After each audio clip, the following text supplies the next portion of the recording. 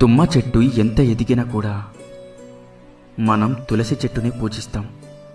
అలాగే చెడ్డవాడు ఎంత గొప్పవాడైనా కూడా గొప్ప మనసున్న వారిని గౌరవిస్తాం. మనం చేసిన మంచిని మరుక్షణమే మర్చిపోవాలి. మనకు మంచి చేసిన మనిషిని మరణించే క్షణం వరకు గుర్తుంచుకోవాలి.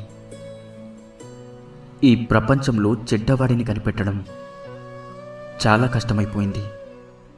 ఎందుకంటే చెడ్డవాడు మంచివాడి కంటే మంచిగా నటిస్తున్నాడు కాదంటారా?